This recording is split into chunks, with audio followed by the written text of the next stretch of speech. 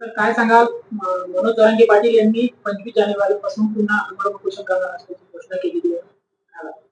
हा बघा, मनोज जरांगे हा नवटंकी माणूस आहे. कुठतरी समाजाला भावनिक करायचं, रडून दाखवायचं, माझी तब्येत खराब होणार आहे, मी असं राहणार नाही, निव्वळ समाजाची दिशाभूल करायची. खरं तर जरांगेने उपोषण करत राहिल्यामुळं समाजाचं हक्काचं ईडब्ल्यूएस आरक्षण गेल्यामुळं मराठा समाजाचं अतोनात नुकसान झालंय आणि पुन्हा त्यांनी 25 तारीख जाहीर केली. परंतु मला वाटत नाही जरांगे उपोषणाला बसतील. जरांगेचं हे कुठतरी धमकीवाजा अस्त्र आहे.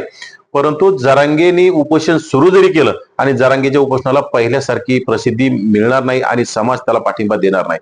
कारण की समाजाचं गेल्या पोलीस भरतीमध्ये असेल, मेडिकल भरतीमध्ये असेल आणि या नुकत्याच झालेल्या विधानसभेच्या निवडणुकामध्ये मराठा समाजाचं मोठं नुकसान झालं. हे सगळं मराठा समाजाला माहिती आहे.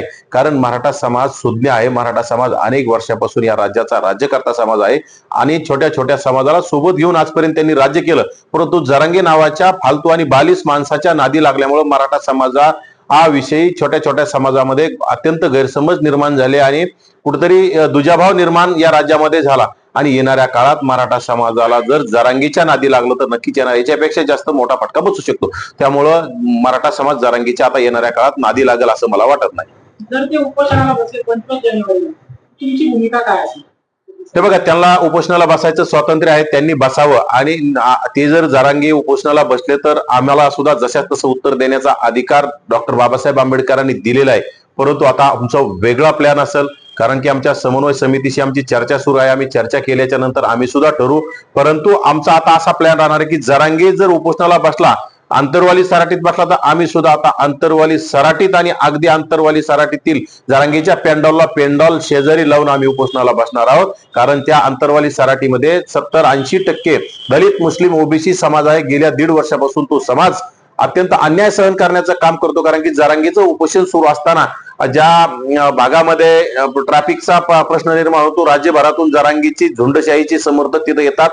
तिथं शाळकरी मुलांना, शाळकरी मुलींना त्याचा त्रास होतो आणि गावातील मजूर वर्ग असतील हे सर्वांना रस्त्याने जाताना त्रास होतो. त्यामुळे सर्व आमच्या ओबीसी, दलित, मुस्लिम बांधवांची इच्छा आहे की आता जरांगीचं आंदोलन तिथं झालं नाही पाहिजे.